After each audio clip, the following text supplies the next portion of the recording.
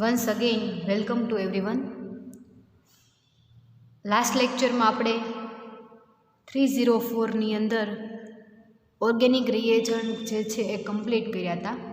હવે આપણે જોઈએ કે કેટાલિસિસ જે છે યુનિટ 3C પાર્ટ જે છે તમારો એ કેટાલિસિસનો છે.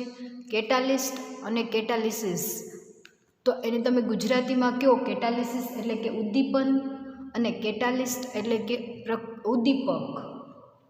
ઉદ્દીપક અને ઉદ્દીપન આ બંને જે છે એના વિશે આપણે જોવાનું છે. કેટાલિસિસ શું છે, કોને કહેવાય, ઉદ્દીપન પ્રક્રિયા.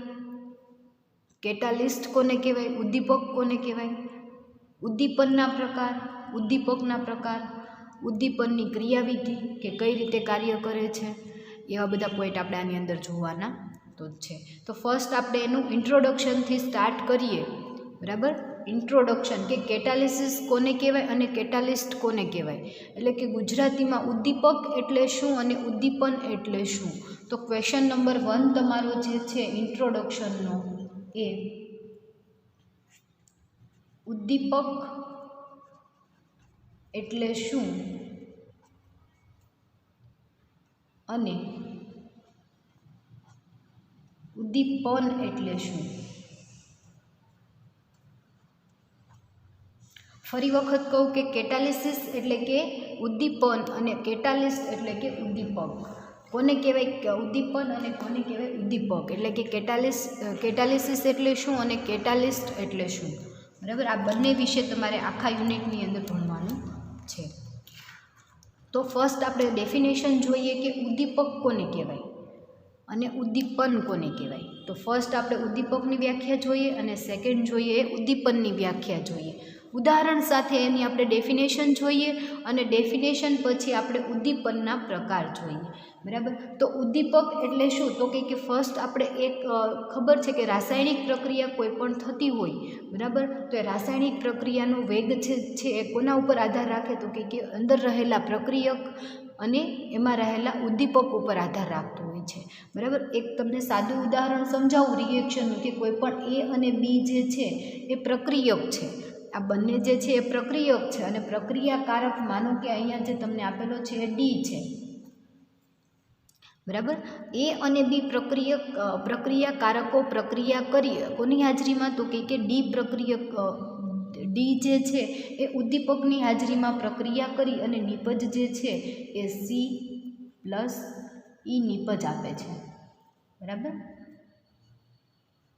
તો એ અને બી જે છે એને આપણે પ્રક્રિયાકારકો કહીશું, પ્રક્રિયકો કહીશું. ડી જે છે આ બંને જે છે એને પ્રક્રિયકો કહીશું, ડી જે છે એને આપણે પ્રક્રિયક કહીશું અથવા તો એને પ્રક્રિયાકારક કે જેને આપણે ઉદ્દીપક કહી શકીએ છીએ. અને સી અને ડી જે છે એને આપણે શું કહીશું, તો કે નિપજ, પ્રોડક્ટ, સબસ્ટ્રેટ, પ્રક્રિયા ઉદ્દીપક અને નિપજ. નિપજ એટલે કે પ્રોડક્ટ. બરાબર, રિએજન્ટ, સબસ્ટ્રેટ અને પ્રોડક્ટ, ઉદ્દીપક અને ઉદ્દીપન. કેટાલિસિસ એટલે કે ઉદ્દીપન અને કેટાલિસ્ટ એટલે કે ઉદ્દીપક. તો આ જે ઉદાહરણ મેં તમને કીધું કે કોઈ રિએક્શન જે છે એ અને બી પ્રક્રિયાકારકો પ્રક્રિયા કરી અને નિપજ સી અને ડી બનાવે છે. બરાબર, તો આ જે એ અને બી પ્રક્રિયાકારક પ્રક્રિયા કરી અને સી અને ડી નિપજ સી અને ઈ નિપજ મળે છે. બરાબર, પરંતુ એ જે પ્રક્રિયા જે છે એ પહેલાં બહુ ધીમી પ્રક્રિયા છે અને એની અંદર જો તમે ઉદ્દીપક તરીકે કોઈ પણ પદાર્થ ઉમેરવામાં આવે તો એ ઉદ્દીપકની મદદ વડે એ પ્રક્રિયા કેવી થાય છે, તો કે ઝડપી થાય છે. તો આપણે એની ડેફિનેશન આપવી હોય કે કોને કહેવાય ઉદ્દીપક, તો આપણે એવું કહી શકીએ કે એવો પદાર્થ, એવો રાસાયણિક પદાર્થ કે જે રાસાયણિક પ્રક્રિયાનો વેગ વધારે. બરાબર, કોઈ પણ રાસાયણિક પ્રક્રિયા થતી હોય, માનો કે આ એ અને બી જે છે પ્રક્રિયાકારક પ્રક્રિયા કરી, આ કોઈ રાસાયણિક પ્રક્રિયા છે, પ્રક્રિયા કરી અને નિપજ બને છે સી અને ઈ. બરાબર, તો એની અંદર જ્યારે તમે ડી ઉદ્દીપક ઉમેરવામાં આવે તો એ ઉદ્દીપકના લીધે પ્રક્રિયા કેવી થાય છે, તો કે રાસાયણિક પ્રક્રિયા ઝડપી થાય છે. અને આ જે ડી જે છે એ પ્રક્રિયાની અંદર વપરાતો નથી. બરાબર, પરંતુ ખાલી રાસાયણિક પ્રક્રિયાનો વેગ જે છે એને શું કરે છે, વધારે છે. તો આપણે ઉદ્દીપકની ડેફિનેશન આપવી હોય તો આપણે એવું કહી શકીએ કે એવો રાસાયણિક પદાર્થ કે જે પ્રક્રિયાનો વેગ વધારે પરંતુ પ્રક્રિયામાં ભાગ લે નહીં, એટલે કે પ્રક્રિયામાં વપરાતો નથી, તો તેને ઉદ્દીપક કહેવામાં આવે છે. અને ઉદ્દીપકની મદદથી પ્રક્રિયાનો વેગ વધારવાની જે ઘટના છે એને ઉદ્દીપન કહે છે. બરાબર. ફરીવાર ડેફિનેશન સમજાવું કે એવો પદાર્થ, રાસાયણિક પદાર્થ કે જે રાસાયણિક પ્રક્રિયાનો વેગ વધારે પરંતુ રાસાયણિક પ્રક્રિયાની અંદર વપરાતો નથી, તો તેને ઉદ્દીપક કહે છે. અને ઉદ્દીપકની મદદથી જે રાસાયણિક પ્રક્રિયાનો વેગ વધારવાની ઘટના જે છે એને ઉદ્દીપન કહે છે. ફરી વખત તમને ડેફિનેશન, વ્યાખ્યા જે છે એના શબ્દ બતાવું તો જે પદાર્થ જે છે એ રાસાયણિક પ્રક્રિયાનો વેગ વધારે, કોઈ પણ રાસાયણિક પ્રક્રિયા તમે લઈ લો, બરાબર, રાસાયણિક પ્રક્રિયાનો વેગ વધારે પરંતુ પ્રક્રિયામાં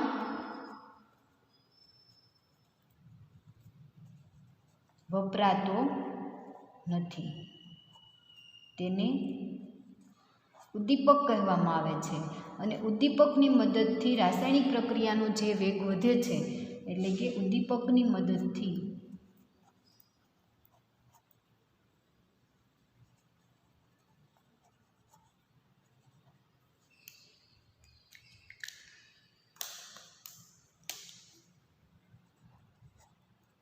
પ્રક્રિયાનો વેગ વધે છે, જે વેગ વધારવાની ઘટનાને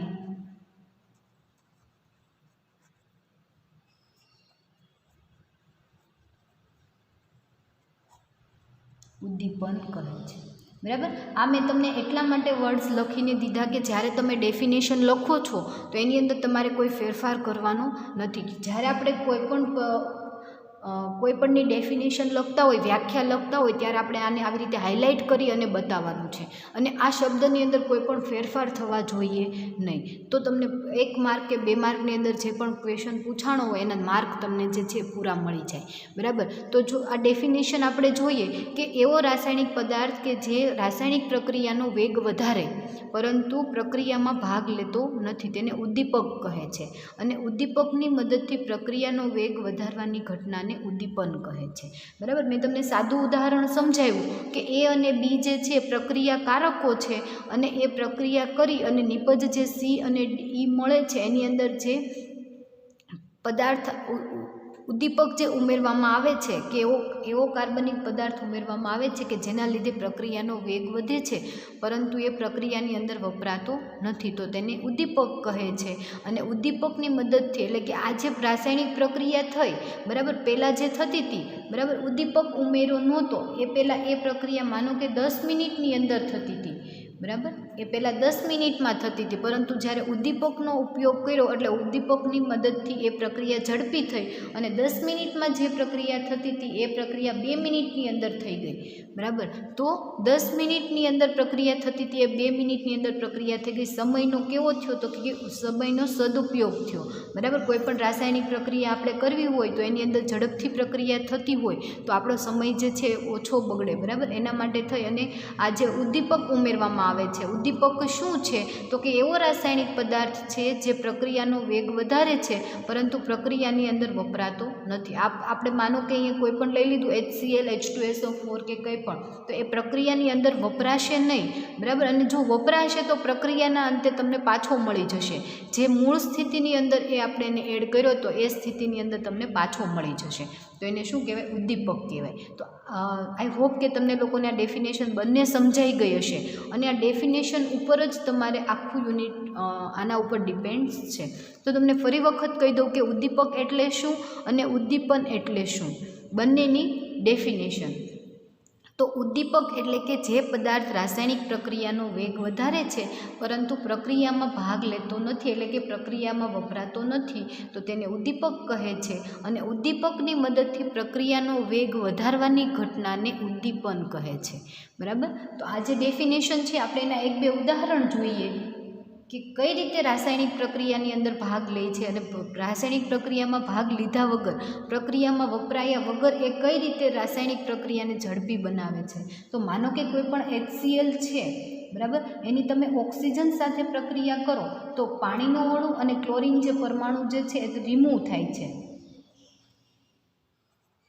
બરાબર. HCl અને ઓક્સિજન સાથે HClની તમે ઓક્સિજન સાથે રિએક્શન કરાવશો તો પાણીનો અણુ અને સાથે ક્લોરીન પરમાણુ જે છે એ રિમૂવ થાય છે.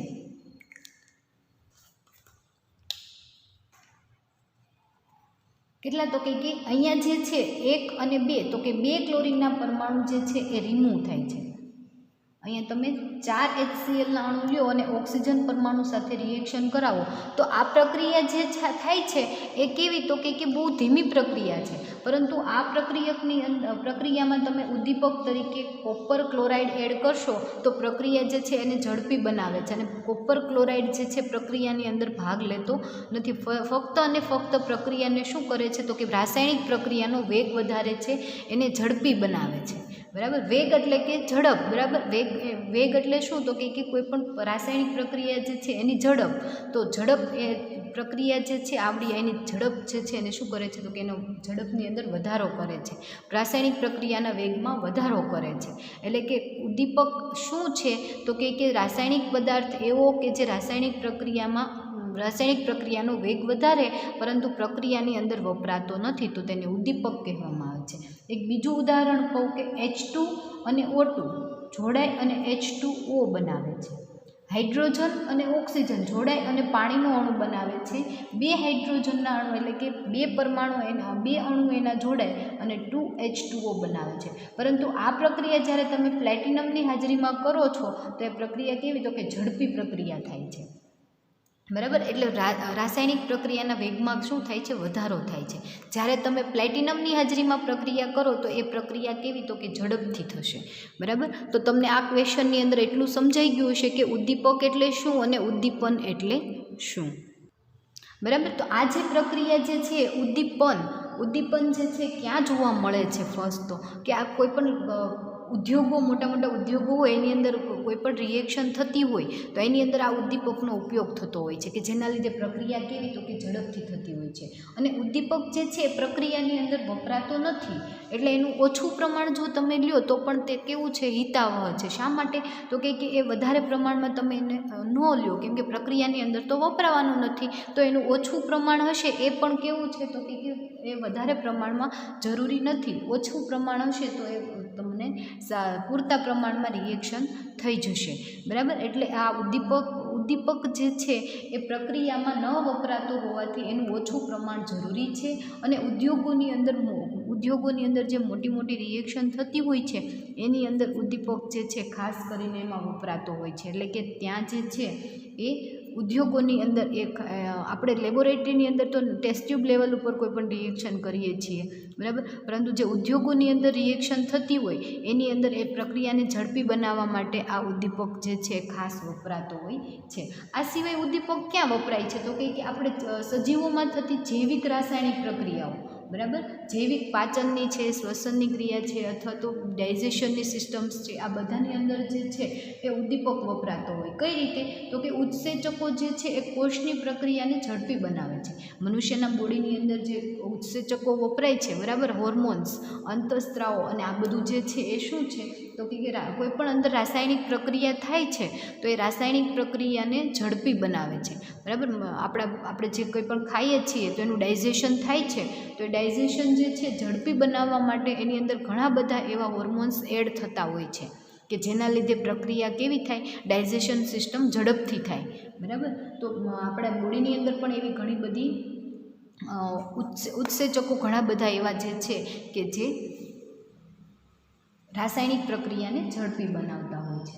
બરાબર. તો આ જે છે ઉદ્દીપક છે અને જૈવ રાસાયણિક પ્રક્રિયાઓ સાથે સંકળાયેલા ઉત્સેચકો જે છે એ કોષીય પ્રક્રિયાને ઝડપી બનાવે છે અને જીવનને ટકાવી રાખવા માટે એ શું કરે છે? તો કે મદદ કરે છે. તો આ જે છે ઉદ્દીપક જે છે એ કોઈ પણ રાસાયણિક પ્રક્રિયા છે એની સક્રિયકરણ ઉર્જાને ઘટાડે છે. હવે સક્રિયકરણ ઉર્જા એટલે શું? તો કે કોઈ પણ રાસાયણિક પ્રક્રિયા જે છે સક્રિય રીતે થતી હોય તો એનો ઉર્જાની અંદર શું કરે છે? તો કે ઘટાડો. કેમ? તો કે કોઈ પણ પ્રક્રિયા જે છે એની અંદર કોઈ પણ જાતની એનર્જી જોશે, ઉર્જાની જરૂર પડશે. તો પહેલાં જે ઉર્જાની જરૂર પડતી હતી, હવે માનો કે તમને કોઈ પણ એક કહું કે કોઈ પણ એક રાસાયણિક પ્રક્રિયા થાય છે તો એને ગરમ કરવા માટે આપણે ટેમ્પરેચર પહેલાં આપીએ છીએ 100 ડિગ્રી સેલ્સિયસ, પણ ક્યારેક તમે એને જ્યારે 100 ડિગ્રી સેલ્સિયસે ગરમ કરો અને તમને નીપજ મળતી હોય, પરંતુ જો એવો એક ઉત્સેચક તમે એડ કરી દો કે જે રાસાયણિક પ્રક્રિયાને ઝડપી બનાવે તો તમારે એને 100 ડિગ્રી ટેમ્પરેચર એને ગરમ કરવાની જરૂર પણ પડતી નથી. એટલે કે ઉર્જા જે છે એમાં શું કરે છે તો કે એમાં ઘટાડો કરે છે, બરાબર. તો આને શું કહેવામાં આવે છે? ઉત્સેચક કહેવામાં આવે છે, ઉદ્દીપક કહેવામાં આવે છે. તો તમને ઉદાહરણ દ્વારા સમજાઈ ગયું હશે કે ઉદ્દીપક એટલે શું. અને આ ઉદ્દીપક જે છે રાસાયણિક પ્રક્રિયા, બરાબર, કોઈ પણ રાસાયણિક પ્રક્રિયા હોય તો આપણે એને ઉદ્દીપક કહી શકીએ છીએ. અને કોઈ પણ જીવ રાસાયણિક પ્રક્રિયા હોય તો એની અંદર શું વપરાતું હોય છે? ઉત્સેચક વપરાતો હોય છે. ફરી એક વખત ડેફિનેશન સમજી લો કે જે પદાર્થ રાસાયણિક પ્રક્રિયાનો વેગ વધારે પરંતુ રાસાયણિક પ્રક્રિયામાં વપરાતો નથી તો તેને ઉદ્દીપક કહે છે. અને ઉદ્દીપક જે છે, ઉદ્દીપકની મદદથી પ્રક્રિયાનો વેગ વધવાની જે ઘટના છે એને શું કહેવામાં આવે છે તો કે ઉદ્દીપન કહેવામાં આવે છે, બરાબર. તો ઉદ્દીપક અને ઉદ્દીપનની આ ડેફિનેશન છે. બીજી તમને એક ડેફિનેશન કહું કે કોને કહેવાય ઉદ્દીપક, તો કે જે પદાર્થ રાસાયણિક પ્રક્રિયામાં સીધી રીતે ભાગ લેતા ન હોય, ભાગ લેતા હોય પણ ડાયરેક્ટલી ભાગ ન લેતા હોય, એની હાજરી જે છે એ ઘણું બધું કરી જતી હોય, એની હાજરીના લીધે પ્રક્રિયાનો વેગ ઝડપી બનતો હોય પરંતુ એ પ્રક્રિયાની અંદર ભાગ લેતી હોય નહીં, તો એને શું કહેવામાં આવે? ઉદ્દીપક. તો બીજી એક ડેફિનેશન છે, તમે એવી રીતે પણ લખી શકો કે જે પદાર્થ રાસાયણિક પ્રક્રિયામાં સીધી રીતે ભાગ લેતા ન હોય અને કાયમી ફેરફાર અનુભવતા ન હોય પરંતુ રાસાયણિક પ્રક્રિયાના વેગમાં વધારો કરતા હોય તો તેવા પદાર્થોને ઉદ્દીપક કહે છે, બરાબર. અને આ ઘટના જે છે એને ઉદ્દીપન કહેવામાં આવે છે. તો તમને આ ડેફિનેશન પણ સમજાણી હશે અને આ ડેફિનેશન પણ સમજાઈ ગઈ હશે, બરાબર. ફરી એક વખત સેકન્ડ ડેફિનેશન કહું કે જે પદાર્થ છે એવો રાસાયણિક પદાર્થ કે જે રાસાયણિક પ્રક્રિયામાં સીધી રીતે ભાગ લેતા ન હોય અને સીધી રીતે ભાગ લેતા ન હોય અને કાયમી ફેરફાર અનુભવતા પણ ન હોય. કાયમી ફેરફાર અનુભવતા ન હોય એટલે શું તો કે પ્રક્રિયાની અંદર એનો કોઈ પણ પ્રક્રિયામાં વપરાતો ન હોય, આપણે કીધું, પરંતુ રાસાયણિક પ્રક્રિયામાં વપરાતો ન હોય એટલે કાયમી ફેરફાર અનુભવતા ન હોય પરંતુ પ્રક્રિયાના વેગમાં ફેરફાર કરતા હોય તો તેવા પદાર્થોને ઉદ્દીપક કહે છે અને આવી ઘટનાને ઉદ્દીપન કહેવામાં આવે છે. મેં તમને ઉદાહરણ HCl અને H2O જે બને છે, HCl અને O2 વચ્ચે જે રાસાયણિક પ્રક્રિયા થઈ અને પાણીનો અણુ અને ક્લોરીન પરમાણુ જે બને છે એની અંદર જો તમે કોપર ક્લોરાઇડ ઉમેરી દો તો એ કોપર ક્લોરાઇડના લીધે રાસાયણિક પ્રક્રિયા કેવી થાય છે? ઝડપી થાય છે. તો આ કોપર ક્લોરાઇડ જે છે એ શું છે તો કે ઉદ્દીપક છે. કોપર ક્લોરાઇડ ઉદ્દીપક છે. આ જે છે એ શું છે તો કે પ્રક્રિયકો અથવા તો એને પ્રક્રિયકો તમે કહો અથવા સબસ્ટ્રેટ કહો. આ H2O અને HCl જે બન્યું એ શું છે તો કે પ્રોડક્ટ, એટલે કે એને તમે ગુજરાતીમાં નિપજ કહી શકો. આને તમે સબસ્ટ્રેટ એટલે કે પ્રક્રિયકો કહી શકો. અને આ ઉદ્દીપક એટલે કે કેટાલિસ્ટ કે જે તમને C દ્વારા દર્શાવી શકો છો. તો આની અંદર કોણ સબસ્ટ્રેટ છે, કોણ કેટાલિસ્ટ છે અને કોણ પ્રોડક્ટ છે એ તમને ખ્યાલ આવી ગયો. આ રિએક્શન જોશો તો H2 અને O2 જે છે એ પ્લેટિનમની હાજરીમાં પાણીનો અણુ બનાવે છે અને રાસાયણિક પ્રક્રિયા કેવી થાય છે? ઝડપી થાય છે. તો આની અંદર H2 જે છે એ સબસ્ટ્રેટ છે, H2 અને O2 બંને જે છે એ સબસ્ટ્રેટ એટલે કે પ્રક્રિયકો છે. પ્લેટિનમ જે છે એ કેટાલિસ્ટ છે એટલે કે ઉદ્દીપક છે અને H2O જે પાણીનો અણુ બને છે એ શું છે તો કે પ્રોડક્ટ છે. પાણીનો અણુ જે બને છે એ રાસાયણિક પ્રક્રિયાને ઝડપી બનાવવા માટે પ્લેટિનમ જે છે એ ઉદ્દીપક તરીકે કાર્ય કરે છે. તો આ ક્વેશ્ચન જે છે બહુ IMP ક્વેશ્ચન છે કે ઉદ્દીપન એટલે શું, ઉદ્દીપક એટલે શું, ઉદ્દીપન એટલે શું અને ઉદ્દીપનનું વર્ગીકરણ સમજાવો, બરાબર. તમને 8 કે 10 માર્કની અંદર પૂછાય એવો ક્વેશ્ચન છે કે ઉદ્દીપક એટલે શું, ઉદ્દીપન એટલે શું, ઉદાહરણ દ્વારા સમજાવો અને એનું ક્લાસિફિકેશન એટલે કે એનું વર્ગીકરણ સમજાવો. તો હવે આપણે ઉદ્દીપન, કેટાલિસ્ટ નહીં પરંતુ કેટાલિસિસનું આપણે વર્ગીકરણ જોવાનું છે, ઉદ્દીપનનું વર્ગીકરણ જોવાનું છે. તો હવે તમને ઉદ્દીપન શું છે એનો તમને ખ્યાલ આવી ગયો, બરાબર. કે ઉદ્દીપન શું છે તો કે એવી રાસાયણિક પ્રક્રિયા કે જેની અંદર રાસાયણિક પદાર્થ જે છે એ રાસાયણિક પ્રક્રિયાનો વેગ વધારે પરંતુ રાસાયણિક પ્રક્રિયામાં વપરાતો નથી, તો એ જે રાસાયણિક ઉદ્દીપકની મદદથી પ્રક્રિયાનો વેગ વધારવાની ઘટના જે છે એને ઉદ્દીપન કહેવામાં આવે છે. અને ઉદ્દીપન જે છે એના 2 પ્રકાર છે, સમાંગ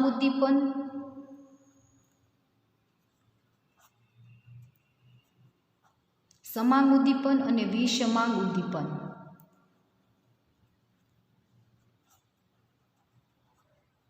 બરાબર. ઉદ્દીપનનું વર્ગીકરણ તમને પૂછે કે ઉદ્દીપનના પ્રકાર સમજાવો, તો ઉદ્દીપનના બે પ્રકાર છે, સમાંગ ઉદ્દીપન અને વિષમાંગ ઉદ્દીપન. તો આ બંને સમાંગ ઉદ્દીપન અને વિષમાંગ ઉદ્દીપન શું છે એ આપણે ઉદાહરણ સાથે સમજવાનું છે.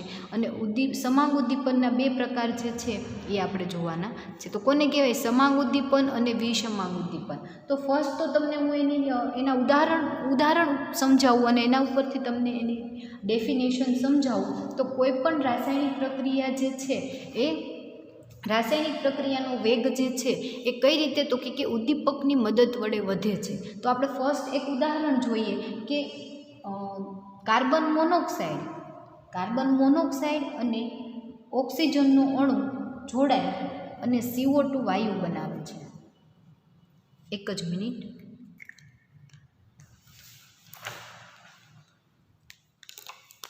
બરાબર. કાર્બન મોનોક્સાઇડ અને ઓક્સિજનનો અણુ જોડાય અને CO2 વાયુ બનાવે છે. બરાબર. તો આની અંદર તમે કાર્બન મોનોક્સાઇડ જે છે એ તમને ખબર છે કેવા ફોર્મમાં છે, ગેસ ફોર્મમાં છે. આ ગેસ ફોર્મમાં છે, જ્યારે ઓક્સિજન જે છે પણ કેવું છે તો કે ગેસ ફોર્મની અંદર છે. અને કાર્બન મોનોક્સાઇડ જે બનશે એ પણ કેવું તો કે ગેસ ફોર્મની અંદર છે. અને એની અંદર જે વપરાતો ઉદ્દીપક જે છે એ કયો ઉદ્દીપકની હાજરીમાં રિએક્શન થાય છે, તો કે નાઇટ્રોજન ઓક્સાઇડની હાજરીમાં. તો નાઇટ્રોજન ઓક્સાઇડ પણ કેવું છે તો કે ગેસ ફોર્મની અંદર છે. એટલે કે કાર્બન મોનોક્સાઇડ અને ઓક્સિજનનો અણુ જોડાય અને CO2 વાયુ બનાવે છે. એ CO2 વાયુ જે છે એ કોની હાજરીમાં, તો કે નાઇટ્રોજન ઓક્સાઇડની હાજરીમાં પ્રક્રિયા જે છે એ ઝડપી થાય છે. એટલે કે નાઇટ્રોજન ઓક્સાઇડ ઉદ્દીપકની હાજરીમાં જ્યારે કાર્બન મોનોક્સાઇડ અને ઓક્સિજનનો અણુ જોડાય અને CO2 વાયુ બનાવે છે, તો એ જે રાસાયણિક પ્રક્રિયા જે છે એની અંદર પ્રક્રિયાકારક એટલે કે પ્રક્રિયાકારક અને નિપજ એ બધા જ જે છે એ એક જ ભૌતિક સ્થિતિમાં છે. હવે તમને ખ્યાલ છે કે કુદરતી રીતે ભૌતિક સ્થિતિ કેટલી છે, તો કે 3. કઈ, તો કે ઘન, પ્રવાહી અને વાયુ. તો આ જે છે ત્રણેય કોણ, તો કે પ્રક્રિયાકારક અને નિપજ, આ ત્રણેય જે છે એ એક જ અવસ્થામાં છે. જુઓ તો કે કાર્બન મોનોક્સાઇડ ગેસ એટલે કે વાયુ સ્વરૂપે, ઓક્સિજન પણ ગેસ સ્વરૂપે, નાઇટ્રોજન ઓક્સાઇડ પણ ગેસ સ્વરૂપે અને CO2 પણ ગેસ સ્વરૂપે. તો સમાંગ ઉદ્દીપન કોને કહેવાય, તો કે સમાંગ ઉદ્દીપન પ્રક્રિયા જે છે એમાં પ્રક્રિયામાં ભાગ લેતા પદાર્થો એટલે કે પ્રક્રિયકો, ઉદ્દીપક અને નિપજ આ બધા જ જે છે એક જ ભૌતિક અવસ્થાની અંદર હોય તો તેને સમાંગ ઉદ્દીપન કહેવામાં આવે છે. હવે ભૌતિક અવસ્થાના 3 પ્રકાર છે. તમને ખ્યાલ છે કે ઘન, પ્રવાહી અને વાયુ. ભૌતિક અવસ્થાના 3 પ્રકાર છે, ઘન, પ્રવાહી અને વાયુ. જો કોઈ પણ રિએક્શન થતી હોય એની અંદર પ્રક્રિયાકારક અને નિપજ આ બધા જ જે છે એ એક જ ભૌતિક અવસ્થાની અંદર હોય, એટલે કે બધા ગેસ ફોર્મમાં હોય, કાં બધા ઘન સ્વરૂપે હોય અને કાં બધા લિક્વિડ ફોર્મની અંદર હોય, તો એ જે રિએક્શન છે એને સમાંગ ઉદ્દીપન કહેવામાં આવે છે. હવે વિષમાંગ ઉદ્દીપન એટલે શું, તો કે કંઈ નહીં, એનું વિરુદ્ધ. તો કે જે રાસાયણિક પ્રક્રિયાની અંદર પ્રક્રિયક એટલે કે પ્રક્રિયામાં ભાગ લેતો પદાર્થ, પ્રક્રિયાકારક અને નિપજ આ બધા જ જે છે એ જુદી જુદી ભૌતિક અવસ્થાની અંદર હોય તો એને વિષમાંગ ઉદ્દીપન કહેવામાં આવે છે. બરાબર. તો તમને સમાંગ ઉદ્દીપન અને વિષમાંગ ઉદ્દીપન ડીપમાં સમજાવું તો સમાંગ ઉદ્દીપન એટલે શું, તો એની ડેફિનેશન તમારે આપવી હોય તો કે એવી રાસાયણિક પ્રક્રિયા કે પ્રક્રિયામાં ભાગ લેતા, તમારે આખું લખવાનું છે, હું તમને અત્યારે તમને સમજાય એટલું લખું છું કે એવી રાસાયણિક પ્રક્રિયા કે પ્રક્રિયામાં ભાગ લેતા પદાર્થો, અથવા તમે એમ લખો કે પ્રક્રિયકો, પ્રક્રિયામાં ભાગ લેતા પદાર્થો અને ઉદ્દીપક જ્યારે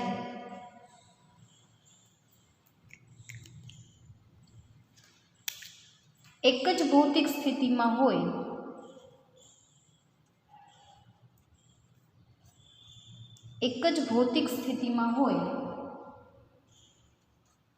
ત્યારે તે પ્રક્રિયાને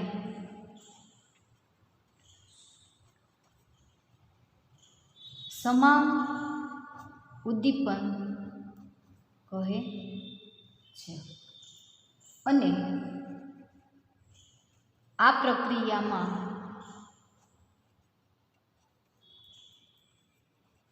વપરાતા ઉદ્દીપકને સમાંગ ઉદ્દીપક કહે છે।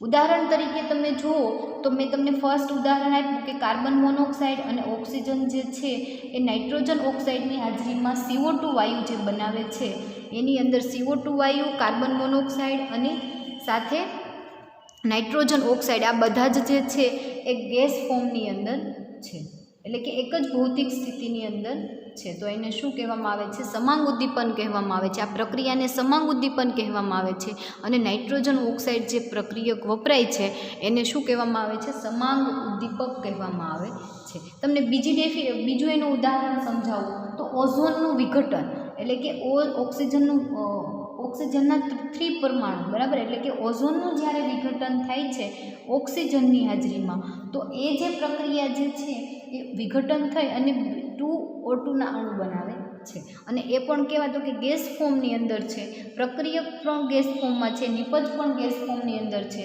અને એ રિએક્શન જે છે એ ક્લોરીન ગેસની હાજરીમાં થાય છે। એટલે બધા જ જે છે એ પ્રક્રિયાકારક, પ્રક્રિયક અને નિપજ આ બધા જે છે એ ગેસ ફોર્મની અંદર એક જ ભૌતિક સ્થિતિની અંદર છે। એટલે આ રિએક્શન જે છે એને આપણે સમાંગ ઉદ્દીપન કહી શકીએ। હજી એક તમને ઉદાહરણ આપો કે સુક્રોઝનું અવક્રમણ અથવા તો વ્યુક્રમણ, બરાબર, એટલે કે સુક્રોઝનું અવક્રમણ એટલે શું? તો કે ગ્લુકોઝ અને ફ્રુક્ટોઝ જોડાય અને શું બનાવે છે? સુક્રોઝ બનાવે છે। તો સુક્રોઝનું જ્યારે તમે જળ વિભાજન કરો છો તો સુક્રોઝ એટલે કે C12H22O11, બરાબર, એ કેવું છે? તો કે એ સોલિડ, બરાબર, એ સોલિડ ફોર્મની અંદર છે અને જ્યારે તમે એની H2O સાથે પાણી સાથે જળ વિભાજન કરશો અને એ પણ શેની? તો કે H2SO4ની હાજરીમાં।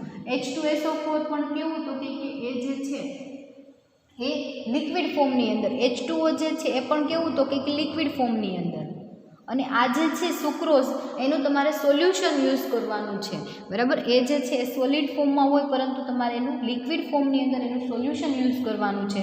જળ વિભાજન કરશો એટલે C6H12O6 અને C6H12O6 આવી રીતે તમને ગ્લુકોઝ અને ફ્રુક્ટોઝ મળશે અને એ પણ મળશે એ કેવા? તો કે સોલિડ ફોર્મની અંદર નહીં પરંતુ ગેસ ફોર્મ, લિક્વિડ ફોર્મની અંદર તમને મળશે। એટલે આ પ્રક્રિયા જે છે સુક્રોઝનું જળ વિભાજન, એ સુક્રોઝનું જળ વિભાજન જે છે બધું જ જે છે એ લિક્વિડ ફોર્મની અંદર છે અને આ લિક્વિડ ફોર્મની અંદર જે છે એ બધા એક જ ભૌતિક સ્થિતિમાં હોવાથી આપણે એને શું કહી શકીએ? સમાંગ ઉદ્દીપન પ્રક્રિયા કહી શકીએ અને એમાં વપરાણો H2SO4 એ H2SO4 સમાંગ ઉદ્દીપક છે એવું આપણે કહી શકીએ। એના પછી એસ્ટરનું જળ વિભાજન જોઈએ તો એસ્ટરનું જળ વિભાજન રિએક્શન જે છે એ પણ લિક્વિડ ફોર્મની અંદર થાય છે, બરાબર, એસ્ટરનું જળ વિભાજન લિક્વિડ ફોર્મની અંદર H2Oની હાજરીમાં જળ વિભાજન કરશો એટલે પાણીનો H અને OH સ્વરૂપે અંદર એડ થઈ જશે એટલે તમને CH3COOH પ્લસ તમને CH3OH એટલે કે મિથેનોલ મળશે। આ એસિટિક એસિડ મળશે, આ મિથેનોલ મળશે, એ બધા જ જે છે એ કેવા? તો કે લિક્વિડ ફોર્મની અંદર છે અને તમારે H પ્લસ જે છે એ એક્વિયસ સોલ્વન્ટ જે છે એની તમારે હાજરીમાં તમારે એની રિએક્શન કરવાની છે। એટલે આ બધી જ રિએક્શન જે છે એ સમાંગ ઉદ્દીપન પ્રક્રિયા છે। કોને કહેવાય સમાંગ ઉદ્દીપન ઉદ્દીપન? તો કે એવી રાસાયણિક પ્રક્રિયા કે પ્રક્રિયામાં ભાગ લેતા પદાર્થો, એટલે કે આ જે પ્રક્રિયકો છે એ અને ઉદ્દીપક એટલે કે જેની હાજરીમાં તમે રિએક્શન કરો છો એ, જ્યારે એક જ ભૌતિક સ્થિતિ, હવે ભૌતિક સ્થિતિ ઘન, પ્રવાહી અને વાયુ, તો કે એક જ ભૌતિક સ્થિતિ એટલે કે બધા કાં તો ઘન સ્વરૂપે હોય, કાં તો બધા પ્રવાહી સ્વરૂપે હોય અને કાં તો બધા ગેસ સ્વરૂપે હોય, તો એને એક જ ભૌતિક સ્થિતિ કહેવામાં આવે છે। એક જ ભૌતિક સ્થિતિમાં હોય ત્યારે તે પ્રક્રિયાને સમાંગ ઉદ્દીપન પ્રક્રિયા કહેવામાં આવે છે અને આ પ્રક્રિયામાં વપરાતા ઉદ્દીપક જે છે, માનો કે અહીંયા નાઇટ્રોજન ઓક્સાઇડ, અહીંયા ક્લોરીન ગેસ, અહીંયા H2SO4 અને અહીંયા H પ્લસ આયન, આ બધા જ જે છે એટલે કે આવી પ્રક્રિયા થતી હોય એ પ્રક્રિયાની અંદર વપરાતા ઉદ્દીપકને સમાંગ ઉદ્દીપક કહેવામાં આવે છે। તો તમને સમાંગ ઉદ્દીપન સમજાણું, ઉદ્દીપન એટલે શું એ સમજાણું અને ઉદ્દીપક એટલે શું એ તમને ખ્યાલ આવી ગયો। હવે આપણે જોઈએ વિસમાંગ ઉદ્દીપન।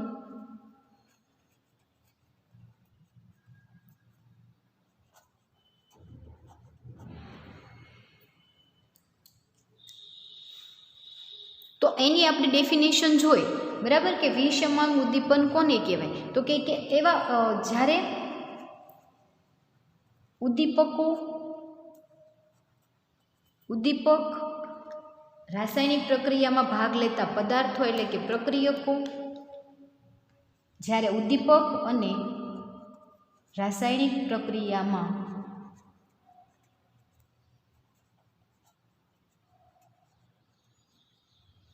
વપરાતા પ્રક્રિયકો જુદી જુદી ભૌતિક સ્થિતિની અંદર હોય તો એને વિષમાંગ ઉદ્દીપન કહેવામાં આવે છે. જ્યારે ઉદ્દીપક અને રાસાયણિક પ્રક્રિયામાં વપરાતા પ્રક્રિયકો જુદી જુદી ભૌતિક સ્થિતિમાં હોય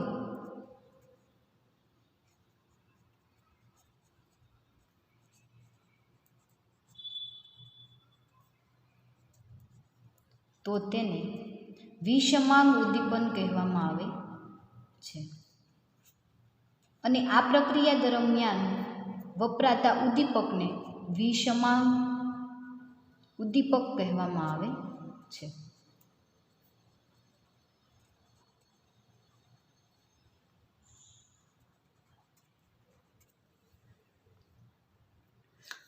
આપણે વિષમાંગ ઉદ્દીપનના ઉદાહરણ જોઈએ તો એવી રાસાયણિક પ્રક્રિયા કઈ છે કે જેની અંદર પ્રક્રિયાકારક અને પ્રક્રિયક બંને જુદી જુદી અવસ્થામાં હોય? તો એવી આપણે એક રિએક્શન જોઈએ કે સલ્ફાઇડ અને ઓક્સિજન રાસાયણિક પ્રક્રિયા કરી અને SO3 જે બનાવે છે, બરાબર, એની અંદર વપરાતો V2O5 આ જે છે એ ગેસ ફોર્મની અંદર છે. SO3 ગેસ છે, O2 gas, SO2 plus O2 અને SO3 જે બનાવે છે આ પણ ગેસ ફોર્મમાં છે, બરાબર. અને એમાં વપરાતો ઉદ્દીપક એ પણ કેવું તો કે ગેસ ફોર્મમાં છે. આ V2O5 જે છે સોલિડ એટલે કે ઘન સ્વરૂપમાં છે અને બીજા બધા જ જે છે પ્રક્રિયક અને નિપજ એ ગેસ ફોર્મમાં છે, પરંતુ વપરાતો ઉદ્દીપક જે છે એ ઘન અવસ્થામાં છે. એટલે કે બંનેની અવસ્થા કેવી, ભૌતિક સ્થિતિ અલગ અલગ છે. આ ઘન સ્વરૂપે છે અને આ બંને જે છે એ કેવું તો કે ગેસ ફોર્મની અંદર છે. બીજું તમને ઉદાહરણ આપું કે N2 પર અણુ પ્લસ 3H2 એમોનિયા જે બનવાની ઘટના જે છે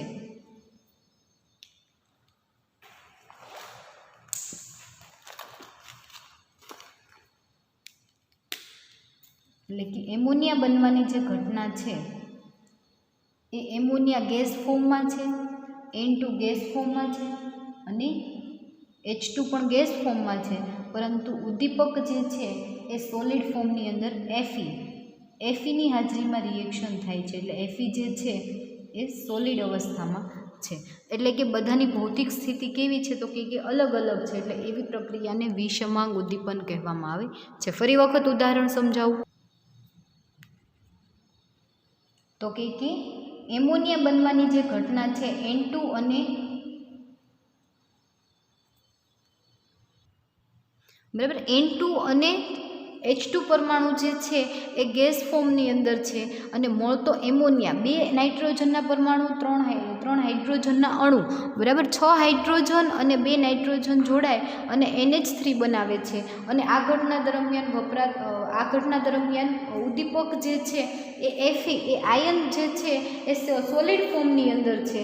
એટલે આખી રાસાયણિક પ્રક્રિયા જે થાય છે એ ગેસ અને સોલિડ ફોર્મ બંનેની અંદર થતી હોવાથી એની અંદર જે તમને ભૌતિક અવસ્થા જોવા મળે છે એ જુદી જુદી ભૌતિક અવસ્થા જોવા મળે છે. તેથી આ પ્રક્રિયા કેવી છે તો કે વિષમાંગ પ્રક્રિયા છે. વિષમાંગ પ્રક્રિયા એટલે કે કોને કહેવાય તો કે એવી રાસાયણિક પ્રક્રિયા કે જેની અંદર ઉદ્દીપક અને પ્રક્રિયક અને પ્રક્રિયાકારક બંને જે છે એ જુદી જુદી ભૌતિક અવસ્થાની અંદર હોય તો એવી રાસાયણિક પ્રક્રિયાને વિષમાંગ ઉદ્દીપન પ્રક્રિયા કહેવામાં આવે છે.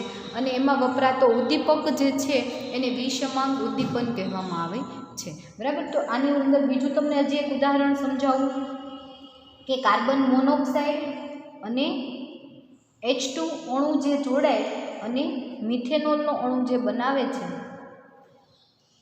એ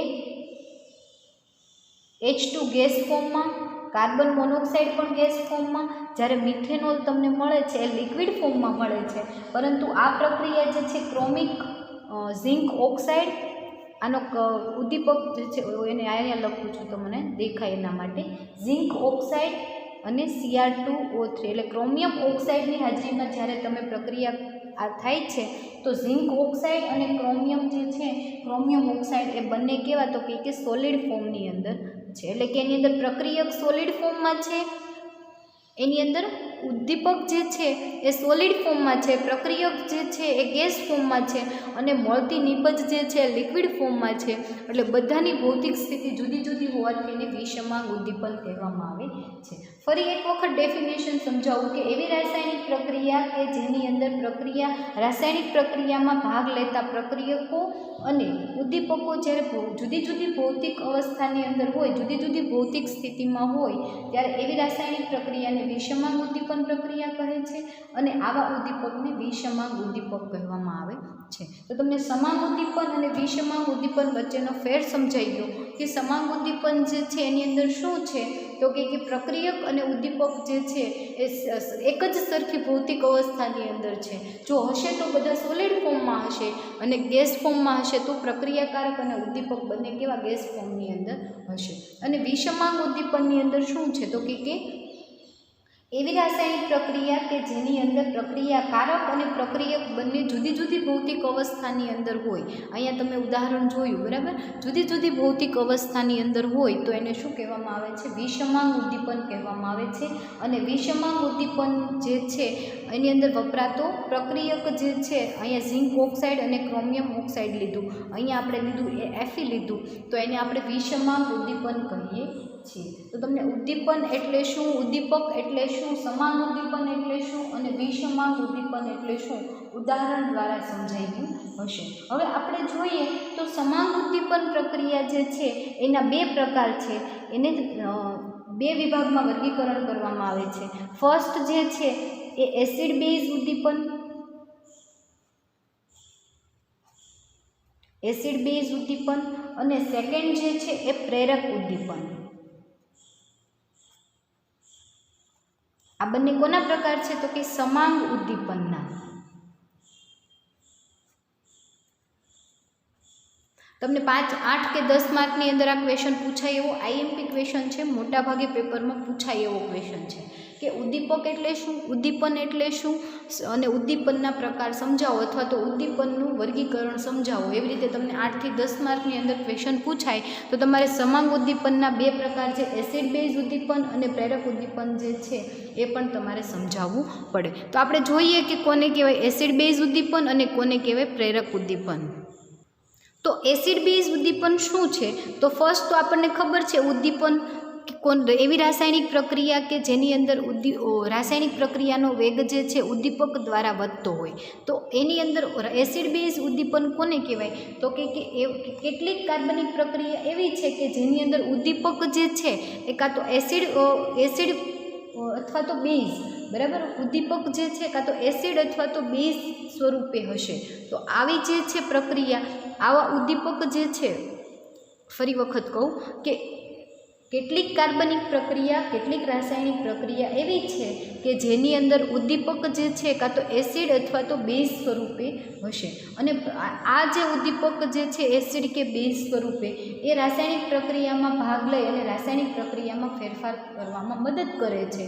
તો આ પ્રક્રિયા જે છે એમાં પ્રક્રિયકો જે વપરાય છે એ કેવા છે તો કે એની ભૌતિક સ્થિતિ જે છે એ પ્રવાહી સ્થિતિમાં તો હશે જ તે. કેમ તો કે એસિડ અથવા તો બેઝ જે આપણે વાપરીએ છીએ, બરાબર, એ જે છે ઉદ્દીપકો અને પ્રક્રિયકો, આપણે જ્યારે જોયું હતું પ્રક્રિયકો અને ઉદ્દીપકો એ બંને જે છે એ સરખી ભૌતિક અવસ્થાની અંદર હોય તો એને આપણે શું કહીએ છીએ તો કે એને સમાંગ ઉદ્દીપન કહેવામાં આવે છે. એટલે સમાંગ ઉદ્દીપનની અંદર એસિડ અને બેઝ જે છે ઉદ્દીપન એ કોને કહેવામાં આવે તો કે એના ઉદ્દીપક જે છે એ તો એસિડ અને બેઝ સ્વરૂપે હશે અને પ્રક્રિયા વેગમાં જે ફેરફાર કરવામાં આવે છે એ ઉદ્દીપક જે છે એ એસિડ અને બેઝ સ્વરૂપે હશે અને એ કેવું તો કે એની ભૌતિક સ્થિતિ લિક્વિડ સ્વરૂપે હશે.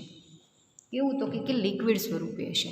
ફરી વખત કહું, એસિડ બેઝ ઉદ્દીપન કોને કહેવાય? તો કે એવી રાસાયણિક પ્રક્રિયા કે જેની અંદર ઉદ્દીપક જે છે એ એસિડ અથવા તો બેઝ સ્વરૂપે હશે અને એની ભૌતિક સ્થિતિ જે છે એ લિક્વિડ સ્વરૂપે હોય, તો એવા ઉદ્દીપકને એસિડ બેઝ ઉદ્દીપક કહેવામાં આવે છે અને એ પ્રક્રિયાને એસિડ બેઝ ઉદ્દીપન કહેવામાં આવે છે. બરાબર, તમને ડેફિનેશન સમજાણી. એક વખત હજી કહું કે કોને કહેવાય એસિડ બેઝ ઉદ્દીપન? તો કે એવી રાસાયણિક પ્રક્રિયા કે જેની અંદર ઉદ્દીપક જે છે એ કાં તો એસિડ અથવા તો બેઝ સ્વરૂપે હશે અને એની ભૌતિક સ્થિતિ જે છે એ પ્રવાહી સ્વરૂપમાં હોય, તો એવા ઉદ્દીપકને એસિડ બેઝ ઉદ્દીપક કહેવામાં આવે છે અને એવી રાસાયણિક પ્રક્રિયાને એસિડ બેઝ ઉદ્દીપન કહેવામાં આવે છે. હવે એવું તમને એક ઉદાહરણ આપું કે ખાંડનું જે દ્રાવણ છે ખાંડના દ્રાવણનું જે જળ વિભાજન તમે કરો અથવા તો એસ્ટરનું જળ વિભાજન તમે કરો છો, તો એ ઘટના જે છે એ આખી રિએક્શન જે છે એ કેવી છે? તો કે એ આખી રિએક્શન જે છે આપણે આગળ જોયું તો હમણાં એસિડ બેઝ સમાંગ ઉદ્દીપનની અંદર કે ખાંડ જે છે એટલે કે સુક્રોઝ જે છે તમે એનું જળ વિભાજન કરો તો ગ્લુકોઝ અને ફ્રુક્ટોઝ તમને મળે છે. તો એની અંદર વપરાતો H2SO4 જે છે એ H2SO4 કેવા ફોર્મની અંદર છે? તો કે લિક્વિડ ફોર્મની અંદર છે અને એસિડ અને લિક્વિડ જે છે એમાં વપરાતો H2SO4 લિક્વિડ ફોર્મમાં છે અને સાથે કેવો છે? તો કે એસિડિક છે H2SO4, એટલે એને આપણે શું કહેવાય? તો કે સમાંગ ઉદ્દીપનમાંનું એસિડ બેઝ ઉદ્દીપન આપણે એને કહેવામાં આવે છે. બરાબર, તો ઉદાહરણ તમને સમજાણું કે ખાંડનું જળ વિભાજન અથવા તો એસ્ટરનું જળ વિભાજન જે છે એની અંદર વપરાતો પ્રક્રિયક જે છે એ લિક્વિડ ફોર્મમાં છે અને સાથે કેવો છે? તો કે એસિડિક અથવા તો બેઝિક, એટલે આપણે વાપર્યો H2SO4 એ કેવો છે? તો કે એસિડિક છે. તો આ ઘટના જે છે એને આપણે એસિડ બેઝ ઉદ્દીપન કહીએ છીએ. એક બીજું ઉદાહરણ દઉં એસિડ બેઝ ઉદ્દીપનનું, તો એસિટોન જે છે એ બે એસિટોન જોડાય અને ડાયએસિટોન બનાવે છે. તો એ રિએક્શન જે છે એની અંદર આલ્કોહોલની હાજરીમાં પ્રક્રિયા થાય છે અને આલ્કોહોલ જે છે એ લિક્વિડ ફોર્મની અંદર છે. માનો કે મિથેનોલ લઈ લો તમે, CH3OH, તો મિથેનોલ જે છે એ લિક્વિડ ફોર્મની અંદર છે અને સાથે આલ્કોહોલ જે છે એસિટોન જે છે એ બે એસિટોન જોડાય અને શું બનાવે છે? તો કે ડાયએસિટોન જે બનાવે છે એ પ્રક્રિયા આખી મિથેનોલ ઉદ્દીપકની હાજરીમાં થાય છે અને એ ઉદ્દીપક જે છે લિક્વિડ ફોર્મની અંદર છે, એટલે એને આપણે એસિડ બેઝ ઉદ્દીપન કહી શકીએ. બરાબર, તો આ ખાંડનું જળ વિભાજન અથવા તો તમારું એસ્ટરનું જળ વિભાજન અને એસિટોનમાંથી ડાયએસિટોન બનવાની જે ઘટના છે એ બધાની અંદર જે છે એ કોણ વપરાય છે? તો કે લિક્વિડ ઉદ્દીપક વપરાય છે અને એ ઉદ્દીપક કેવો? તો કાં તો એસિડ સ્વરૂપે હશે અને કાં તો બેઝ સ્વરૂપે હશે, તો એને એસિડ બેઝ ઉદ્દીપન કહેવામાં આવે છે. એના પછી આપણે જોઈએ પ્રેરક ઉદ્દીપન. હવે આપણે જોઈએ પ્રેરક ઉદ્દીપન, તો પ્રેરક ઉદ્દીપન કોને કહેવાય? તો કે એમાં વપરાતા પ્રક્રિયકો. હવે બે પ્રક્રિયકો હશે તો બંને પ્રક્રિયકો જે છે એ પરસ્પર એકબીજાને પ્રક્રિયા કરવા માટે મદદ કરશે. એની અંદર આપણે ઉદ્દીપકનો ઉપયોગ તો આપણે કરશું જ તે, પરંતુ એના બંને પ્રક્રિયકો હશે એ બંને પ્રક્રિયકો એકબીજાને શું કરશે? પ્રેરણા આપશે, પ્રક્રિયા કરવા માટે પ્રેરક કરશે. અને જો એ બેમાંથી એક પ્રક્રિયકને આપણે ન લઈએ અને કાઢી નાખીએ તો એ પ્રક્રિયા ત્યાં અટકી જાય છે, પ્રક્રિયા આગળ વધતી નથી. તો આવી પ્રક્રિયાને પ્રેરક ઉદ્દીપન કહે છે અને એમાં વપરાતો જે ઉદ્દીપક છે એને પ્રેરક ઉદ્દીપક કહે છે. દાખલા તરીકે તમને ઉદાહરણ આપું તો સોડિયમ આર્સેનાઇટ અને સોડિયમ સલ્ફાઇડ જે છે, સોડિયમ આર્સેનાઇટ Na2SO3 એટલે કે સોડિયમ આર્સેનાઇટ અને સોડિયમ સલ્ફાઇડ Na2SO3, આ બંને જે છે એની તમે ઓક્સિજન એટલે કે હવાની હાજરીમાં પ્રક્રિયા કરો અને જે તમને નિપજ મળે છે, બરાબર, એ નિપજ બને છે એ પછીની વાત છે, પરંતુ આ બંને પ્રક્રિયકો જે છે એ પ્રક્રિયકોમાંથી કોઈ પણ તમે એક પ્રક્રિયકને કાઢી નાખો અને તમે એનું ઓક્સિડેશન કરો તો એ પ્રક્રિયા આગળ વધતી નથી. બરાબર, એ પ્રક્રિયા આગળ વધતી નથી. કેમ તો કે જ્યારે તમે સોડિયમ આર્સેનાઇડ અથવા તો સોડિયમ સલ્ફાઇડ જે છે એ બેમાંથી એક પ્રક્રિયકને તમે કાઢી નાખો અને તમે એનું હવામાં ઓક્સિડેશન કરો તો પ્રક્રિયા થતી નથી. પરંતુ બંનેની હાજરીમાં જ્યારે તમે ઓક્સિડેશન કરો છો તો એ પ્રક્રિયા કેવી પોસિબલ બને છે. કેમ કે એ જે છે એ પ્રેરક ઉદ્દીપન છે, એટલે કે બંને એકબીજાને પ્રક્રિયા કરવા માટે શું કરે છે, પ્રેરક કરે છે, એને સપોર્ટ કરે છે. એટલે બેમાંથી તમે જો એક પ્રક્રિયકને કાઢી નાખો તો એ પ્રક્રિયા થતી નથી. તો એવી કોઈ પણ પ્રક્રિયા હોય એને પ્રેરક ઉદ્દીપન કહેવામાં આવે છે. અને આ જે છે એમાં વપરાતો ઉદ્દીપક એટલે કે હવાની હાજરીમાં તમે ઓક્સિડેશન કરો છો તો એ ઉદ્દીપક જે છે એને પ્રેરક ઉદ્દીપક કહેવામાં આવે છે. તો તમને સમજાઈ ગયું સમાંગ ઉદ્દીપક એટલે શું, ઉદ્દીપન એટલે શું, સમાંગ ઉદ્દીપન એટલે શું, વિષમાંગ ઉદ્દીપન એટલે શું, પ્રેરક એસિડ બેઝ ઉદ્દીપન એટલે શું અને પ્રેરક ઉદ્દીપન એટલે શું.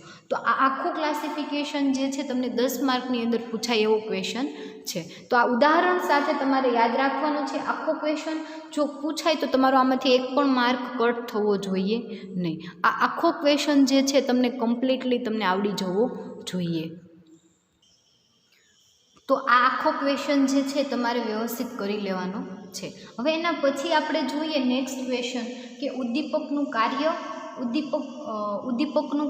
ઉદ્દીપનના સિદ્ધાંતો અને ઉદ્દીપકની લાક્ષણિકતા સમજાવો. તો આપણે એમાં ફર્સ્ટ પોઈન્ટ જે છે કે ઉદ્દીપક જે છે કઈ રીતે કાર્ય કરે છે. તો ઉદ્દીપકનું કાર્ય, ઉદ્દીપક કઈ રીતે કાર્ય કરે છે. તો કોઈ પણ રાસાયણિક પ્રક્રિયા થતી હોય એની અંદર ઉદ્દીપક જે છે એ રાસાયણિક પ્રક્રિયામાં વપરાવાનો નથી, પરંતુ તો પણ રાસાયણિક પ્રક્રિયાને કેવી કરે છે, ઝડપી કરે છે. બરાબર. તો એનો સિદ્ધાંત જે છે કઈ રીતે કાર્ય કરે છે એનો સિદ્ધાંત આપણે જોશું. એ પહેલાં ઉદ્દીપકનું કાર્ય, તો કે ઉદ્દીપક જે છે એ કોઈ પણ રાસાયણિક પ્રક્રિયા થતી હોય તો એ એક જ પ્રક્રિયાની અંદર ભાગ લે છે. દાખલા તરીકે જે પદાર્થ એક પ્રક્રિયા માટે ઉદ્દીપક તરીકે વર્તે છે તે જ પદાર્થ બીજી પ્રક્રિયા માટે ઉદ્દીપક તરીકે વર્તી શકતો નથી. એટલે કે ઉદ્દીપકનું કાર્ય છે ને એ વિશિષ્ટ ગણાય છે. કઈ રીતે તમને ઉદાહરણ આપું તો ફોર્મિક એસિડ જે છે એનું તમે ફોર્મિક એસિડનું જુદી જુદા ઉદ્દીપકની હાજરીમાં તમે વિઘટન કરો તો તમને નિપજ જે છે જુદી જુદી મળે છે. બરાબર. એટલે જો તમને ઉદાહરણ આપું કે ફોર્મિક એસિડ જે છે આ ફોર્મિક એસિડ, બરાબર, એનું તમે વિઘટન કરો જુદા જુદા ઉદ્દીપકની હાજરીમાં, તો એક વિઘટન તમે કરો એની અંદર માનો કે કોપરની હાજરીમાં વિઘટન કરો અને બીજું જે છે એલ્યુમિનિયમ ઓક્સાઇડની હાજરીમાં વિઘટન કરો. બરાબર. તો આ એક ઉદ્દીપક જે છે એ ફોર્મિક એસિડ જે છે એના વિઘટન માટે વપરાણો.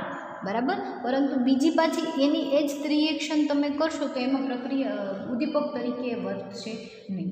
ઉદાહરણ તમને આપું કે ફોર્મિક એસિડ જે છે એનું તમે Al2O3 એટલે કે એલ્યુમિનિયમ ઓક્સાઇડની હાજરીમાં તમે વિઘટન કરશો તો ફોર્મિક એસિડમાંથી એક પાણીનો અણુ H2O plus carbon monoxide gas ફોર્મની અંદર કાર્બન મોનોક્સાઇડ અને H2O જે છે એ લિક્વિડ ફોર્મમાં તમને મળશે. અને જો તમે કોપર ઉદ્દીપકની હાજરીમાં તમે ફોર્મિક એસિડનું વિઘટન કરશો તો H2 તમને ગેસ ફોર્મમાં અને સાથે CO2 જે છે એ પણ તમને ગેસ ફોર્મની અંદર મળશે. તો જુઓ કે તમે ફોર્મિક એસિડનું વિઘટન કર્યું પરંતુ બંનેની અંદર નિપજ તમને કેવી મળી, જુદી જુદી. કેમ તો કે જ્યારે તમે એલ્યુમિનિયમ ઓક્સાઇડ સાથે વિઘટન કર્યું તો નિપજ તરીકે તમને પાણી અને કાર્બન મોનોક્સાઇડનો અણુ મળ્યો અને જ્યારે તમે કોપરની હાજરીમાં ફોર્મિક એસિડની રિએક્શન કરી તો તમને H2 અને CO2 ગેસ ફોર્મની અંદર તમને મળ્યા. તો આ જે રિએક્શન જે છે એ શું કહે છે તો કે ઉદ્દીપક જે છે એનું કાર્ય વિશિષ્ટ છે. તો માનો કે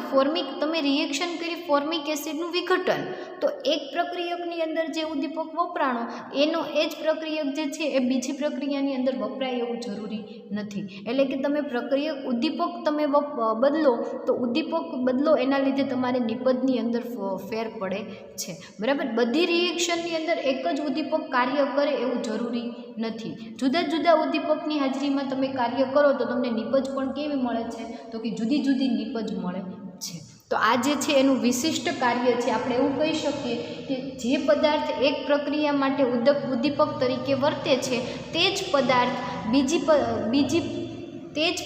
બીજા પદાર્થની બીજી પ્રક્રિયા સાથે ઉદ્દીપક તરીકે વર્તી શકતો નથી. અને ઉદ્દીપકનું કાર્ય કેવું તો કે વિશિષ્ટ કાર્ય ગણાય છે. અને ઉદાહરણ આપણે જોયું કે ફોર્મિક એસિડનું વિઘટન જે છે એ જુદા જુદા ઉદ્દીપકની હાજરીમાં તમે વિઘટન કરો તો તમને નિપજ જે છે એ કેવી તો કે જુદી જુદી નિપજ મળે છે. એટલે કે ઉદ્દીપકનું કાર્ય કેવું છે તો કે વિશિષ્ટ એનું કાર્ય છે.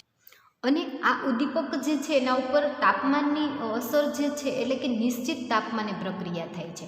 એવું નથી કે તાપમાન તમે વધારો તો પ્રક્રિયાનો વેગ વધી જાય. એક વખત તમે ઉદ્દીપક એડ કરી દીધો એટલે તમે એનું તાપમાન ફિક્સ રાખી દીધું, ચોક્કસ તાપમાન રાખી દીધું અને એ જે છે ઉદ્દીપક જે છે એ પ્રક્રિયા કરી અને કેવું તો કે ઉદ્દીપક પ્રક્રિયા કરી અને નિપજ તો તમને સેમ મળશે. એટલે કે એના ઉપર તાપમાનની કોઈ અસર થતી નથી. તો આ ઉદ્દીપકનું આપણે કાર્ય જોયું અને હવે એના સિદ્ધાંતો, ઉદ્દીપનના સિદ્ધાંત, ઉદ્દીપકના સિદ્ધાંત અને એની ઉદ્દીપકની લાક્ષણિકતા, એનામાં કેવા લક્ષણો, કેરેક્ટર કેવા હોવા જોઈએ.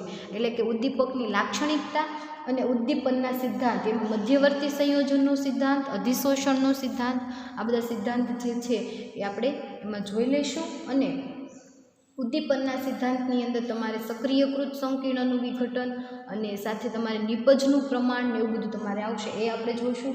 એના પછી ઉદ્દીપક જે છે એ વિષ ઉદ્દીપક કોને કહેવાય, ઝેરી ઉદ્દીપક, બરાબર, એ જોઈશું.